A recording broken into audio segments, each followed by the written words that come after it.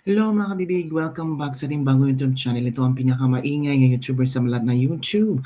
Ako si Kabibig, maglabag-labag na tayo with evidence. Naku po! Sumagot na pala ang DFA sa sulat ni Risa Hontiveros hinggil sa ginawa ng China. Naku, para yatang sa sobrang pagka-epal ni Risa Hontiveros, sinupalpal siya ng DFA. Yung ibang mga tao nagsabi na mas kinampihan ng DFA ang China. Parang dahil yata doon sa letter answer ng DFA kay Risa Hontiveros, kaya gigil sa China. Ano ba ang laman ng sulat ng DFA para kay Risa Hontiveros? At bakit gigil na gigil siya sa Chinese Embassy ng Manila, sa spokesperson ng Chinese Embassy ng Manila? Naku, alam niyo mga kabibig, nagsumiti ng resolusyon ang 15 senador tungkol sa, alam niyo na, yung ginawa ng Chinese Embassy ng ng Manila ng spokesperson nila na si Go Wei. Talagang nagpirma, gumawa sila ng resolusyon. Naku kabibig, eto kabibig ha, shinare ni Derek Dariliap. Ito kabibig, ang shinare ni Derek Dariliap. Ito sa amin niya, ito yan kabibig. Ito. Ako ang nahihiya para kay Risa Hontiveros. Tingnan nyo ha. Basahin natin kung anong laman ha. Ako ang nahihiya para kay Risa Hontiveros. Nagmamaganda siya sa impeachment tapos na fact check ng Supreme Court. Ito na. Ngayon, bumibida sa foreign policy na hindi naman niya bandato, ayan, sinampal siya ng DFA ng katotohanan. Ito, mga katangahan na ito, ang namimiss natin kapag presidente si Inday. Hala, ano ba mga kabibig? Secretary Lazaro, January 20, letter to Senator Risa Hontiveros saying that DFA has raised concerns and articulated the Philippines West Philippine Sea position to China. She also stressed compliance with Vienna Convention but added that heads of state should be off limits or treated with respect. Yan pala. Yung mga opisyal ng Pilipinas ay hindi masyadong magpadala ng kailang emosyon, off limits kayo. Hindi masyadong magbigay ng komento or dapat maging sensitibo kayo or kung mag-comment kayo, dapat be respectful. Ayun na mga kabibig. Sabi dito but added that the heads of state should be off limits. Ito pa kabibig ha, ito pa kabibig. Hanapin natin yung sulat. Nasaan ba yung sulat? Ayan, ito na. Ito pala, sabihin nyo naman, yan Department of Foreign Affairs, yan. Dear Honorable Senator Risa Hontiveros. Si Risa, nag-epal-epal, talagang nag-speech sa Senado kahapon 26. So matagal na pala niya itong nakuhang letter galing sa DFA kasi sumulat siya, kasi ganyan nangyari concerning public statement issued by Chinese Embassy in Manila and the Chinese Foreign Ministry, particularly those directed at Commodore J. Tariela, spokesperson of the West Philippine Sea, Transparency Initiative, and other Philippine officials. So ang nangyari kabibig, dito sa liham na ito. Binhatin to ha. As the foreign policy and diplomatic relations are all the merit of department statement, its issues are deliberate, consistent, and anchored on existing foreign policy and instructions of the President. We would not generally take part in statements of other agencies and officials, particularly if this may have been made in personal or an official capacity. Ito na. Number 4, at the same time, the department takes the considered view that Philippine government officials must also act professionally and in prudent fashion even in the face of opposing views. Government official must also act professionally. Hindi kagaya ng ginawa ni Tulfo, lumayas kayo dito. Gusto niyang palayasin, di ba? In interacting with foreign governments, both language and action should be firm and assertive in conveying the national position. Oh, di ba? Oh, parang binastos na yata ni Tulfo. Oh, di ba? Nag-say ng bad words si Tulfo. Ito, in acting with foreign governments, both language and action should be firm and assertive in conveying the national position, but also measured and composed in tone. So yung ginawa ni Tulfo, okay ba yon? Our statement should consistently position the Philippine government as taking the higher ground. Foreign heads of state and government in particular should be off limits or at least treated with respect regardless of our personal views. Di ba?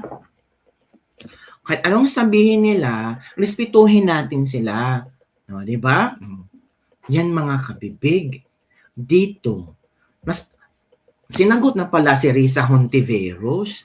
Meron na palang liham si Risa Hontiveros na warningan na siya na, oy, dapat ha, kahit meron kayong mga opinion or views regarding this incident, kailangan act professionally.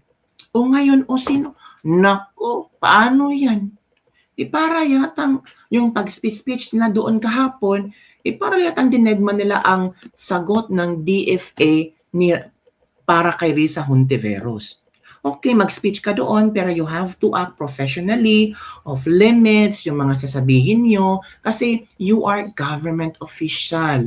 At pwedeng magamit yung mga statements ninyo na pwedeng makasira sa ating ekonomiya and also relationship with China. Diba? Sabi dito, foreign heads of the state and government in particular should be off limits or at least treated with respect regardless of our personal views. Paano yan? Kahapon, sumabog si Tulfo. Then si Risa Hontiveros din, nagsabog-sabog din doon. Ano kaya ang maging sagot ito ng China, mga kabibig? Sinabihan na pala, niwarningan na pala si Risa Hontiveros na mag-careful kayo sa mga sasabihin nyo. Diba? Eto yung nangyari kahapon, yung mga statements nila kabibig. Unahin natin yung statements ni sino ba? Ito kahapon mga kabibig. Grabe yung kahapon. Ay, banat-banatan talaga. Yung mga statement ni Risa Hontiveros. Ito. Sabi naman ni China bilang kakampi. Ito. Hindi natin. Pakinggan natin si Senator Marcoleta ba? Si Senator Marcoleta, kulang talaga at pinapaintindi niya sa mga kapwa-senador na huwag tayong magpadalos-dalos sa mga sasabihin natin. Baka magbubumerang ito sa atin. Ito kabibig. Pag-aaral. Nababanggit ko nga po kung minsan, Mr. President, hanggang ngayon, wala po talagang malinaw na coordinates kung ano ba talaga ang pinaka-area ng ating West Philippine Sea o Exclusive Economic Zone. Siguro magsimula po tayo kasi yung iba, misinformation na po yung lumalabas eh. Napaka-komplikado po nito kung pag-uusapan po natin yung mga features na yan at kung ang magiging centerpiece po ng ating foreign policy, ipag-awayin na lang natin ang mga bato sa South China Sea. Palagay ko po nalilis po tayo. May malaki po sigurong mga dapat pag-usapan at napakalaki ng China, napakamayaman ng ekonomiya ng bansa na pwede po natin sigurong maging siguro kakampi sa mga darating pong mga panahon kung maisasantabi po natin ang mga sigalot na namamayani sa ating bansa. Maraming salamat po, Mr. President. Maraming salamat po sa ating Senator Risa sa pagkakataong binigay po sa inyong lingkod. Salamat po. Salamat po, Mr. President, at sa mabuting Ginoo mula sa Pampanga and Tarlac. Pwede ba nating maging kakapi ang China? In principle, bakit hindi? Pero pwede ba nating maging kakampi ang China kung ipagpapatuloy niya ang pinaggagawan niya sa ating karagatan, sa internet, at nagsimula na siya, laban na sa mga opisyal ng ating gobyerno, both sa executive at sa legislature.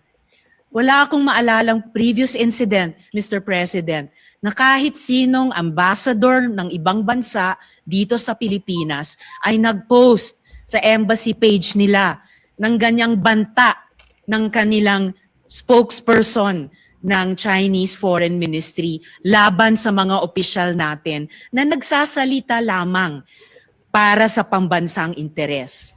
Pati kay Senator Erwin, meron na po silang post na Mr. Senator.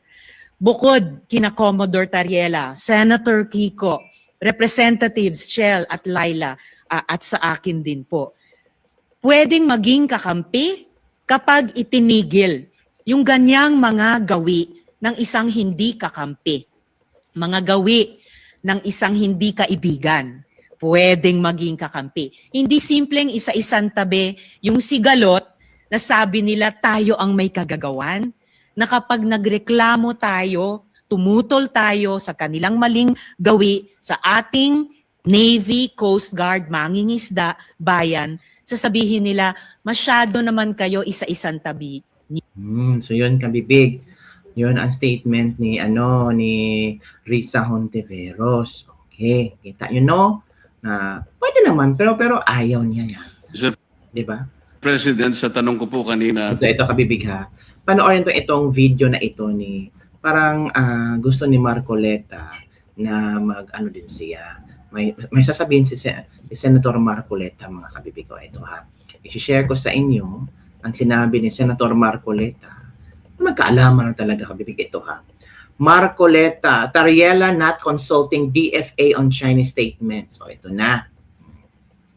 Mr. President, sa tanong ko po kanina kung ikinukonsulta ni Ginoong Tariela sa DFA ang kanyang mga ginagawa at pagpapahayag sa publiko, at ang sinagot po ay siguro naman po, maaari sapagkat yung pong presumption of regularity. Alam po ninyo, nakausap ko mismo ang Secretary of the Department of Foreign Affairs. Oh. Hindi po siya nakikipagkonsulta. Sa totoo lang, sa tansya ko po, nung nag-uusap kami, ayaw din po ng DFA yung ginagawa ni Ginoong Tariela. Nahihirapan nga po sila. Yun ang pagkakasabi sa akin. Dahil imbes na makatulong sa kanilang gawain at sa kanilang responsibilidad na panatilihin natin yung gawin ba nating kahit na medyo mahirap. Ang sabi ko nga sa Chinese Ambassador, Mr. President, alam kong mahirap ang kalagayan natin. Pero kung papayag ka na ikaw baka ako naniniwala na pwede tayo magsimula na lahat ng isipin natin, lahat ng gawin natin ay mga bagay na pwede natin pagkaintindihan. Pwede tayong magkasundo. Doon tayo mauna. Iyan ba naniniwala ka? Naniniwala po sila, Mr. President. Oh. So yun pala, si Tariela hindi nagkonsulta sa mga statements na nilalabas. O ito kabibig, sabi ni Senator Robin Padilla, ito ha, pag nambastos ka, babastusin ka rin talaga. Wala po tayong magagawa sapagkat duty ng kahit na sino na ipagtanggol ang kanilang Pangulo. Which is true naman. Ang ginawa ni Tariela, yung AI-generated natural, sino bang Chinese na hindi mag-react din? Lalo na sa ginawa ni Tariela. Diba, kabibig? So, may punto din si Senator Robin Padilla dito. Diba, kabibig? Ano sa palagay ng kabibig? Tama din ba si Senator Robin Padilla? Ito, kabibig ha, ito yung on draft pa ba lang to? Resolution slamming China's attack versus Philippines. Anong klaseng atake ba ang pinag-uusapan na dito? Anong klaseng atake? Diba? Yung atake ng Chinese Embassy tungkol sa statement or picture ni Tariela? Or ano ba? At kasi hindi malinaw kung anong klaseng resolution. 15 senators have signed a proposed resolution denouncing the recent statement of Chinese Embassy in Manila against certain Filipino government officials who criticized Beijing aggressive actions in the dispute of South China Sea. In the unnumbered draft resolution, the senators called on the Department of Foreign Affairs to take the necessary diplomatic measures to uphold the dignity of the Philippines and to ensure that relations with other states are conducted in accordance with the international law and established principles of state relation. Senator Robin Padilla and Rodel Marcoleta, who both did not sign expressed different opinions and matters. Marcoleta claimed that Ariela has not been consulting the DFA regarding his statements against China. Meanwhile, Padilla stressed that while he also opposes the Chinese embassy statement and attacks against the Philippines, it is not proper for Tariela to supposedly insult Chinese officials, particularly Chinese President Xi Jinping. Ito yung 15 na nag-sign ng resolusyon. Ito naman po ang hindi nag-sign ng resolusyon. Cayetano, ang dalawang Cayetano, Bato de la Rosa, Chis Escudero, Bongo, Marcoleta, Amy Marcos, Ruben Padilla, and Joel Villanueva. Ito yung siyam na hindi nag-sign ng resolusyon. Ito yung 15 na nag-sign ng resolusyon. Bibig ha? So, ano ang iyong reaction dito mga kabibig? Ano ang iyong opinion? Diba? Ay, nako. Ang gulo-gulo ng Pilipinas. Diba? So, yun lang muna mga kabibig. Basta, as in, shocking lang ba? Ito si Direk Daryl Yap, meron pa ring punto mga kabibig ha. Direk Daryl Yap, ang post si Direk Daryl Yap hinggil dito, nasan ba yun ito? Tungkol kay Tariela. Ito ha. Share ko sa inyo kabibig ha, kung ano ang post ni Direk Daryl Yap tungkol kay Tariela. Ito yung ugat dito nag-ugat talaga na nag-react ang Chinese Embassy spokesperson at nag-react naman si Risa Hontiveros and so on and so forth. Ito. Magsiga-sigaan ka kung wari malakas kang mang-asar. Tapos pinalagan ka. Naghanap ka ng resback mula sa mga gaya mo. Ang naisip niyong resback magpanggap na api. Itariela yung kaklase mong hatid sundo ng nanay pero buli. Tapos nung may kumagat sa hamon niyang suntukan, ang sagot niya, hindi ko naman siya inaano Cute no? Tapos si Risa Hontiveros naman yung teacher mo na tropa, yung nanay ni Tariela. Kakampihan niya si Tariela sa guidance habang may hawak na index card. Diba? Diba yun? Na-learn ka naman. I am hoping they could also post about Chinese Coast Guard who happened to rescue Filipinos. So if this was capsized in South China Sea, kung masamang intention, they will not exert an effort to help them. Childish and cheap. Mismo, very pathognomonic of BBM's people. These are cowardly, sucking psychopaths. Ano naman to? So, yun mga kabibig, yun ang mga ilang mga nakakalungkot, daming believe sa bobo na yan, kila Risa, Kiko, Tariela, at if naman may naitulong talaga yung mga yan sa West Philippine Sea. Kuluhan na, imbes na ayusin, lalo mga haras mamangista na yan, huwag naman sanang gang sa main siya lang kung ang hihina ng ulo na. Yun mga komento ng ating mga netizens. So, ikaw kabibig, ano ang iyong reaksyon hinggil dito? Sino ang tama? I think wala namang tama sa kanila Ang tama, maging mahinahon tayo makipag-usap sa China at alamin kung ano ang source of problem na itong nag-escalate na manami ng mga senator ang nagbigay ng kanilang opinion, may resolution na, pinirmahan ng 15 senator. Parang yung simple na caricature ni Tariela, parang lumawak ang gulo ng dahil doon. Natural, magre-react talaga ang Chinese Embassy kasi presidente nila ang ginawang caricature ni Tariela, knowing the Chinese Embassy, mga officials, at talagang pumalaban sila sa kanilang Pangulo. Nag-react si Kiko, si Risa, si Erwin Tulfo. Napadalhan na pala ng liham si Risa Hontiveros ng DFA na we have to act professionally, kung posible hinay-hinay sa mga opinion na ating ibibigay. So yun kabibig. Don't forget to like, subscribe, and share this video. Bye everyone. See you next time.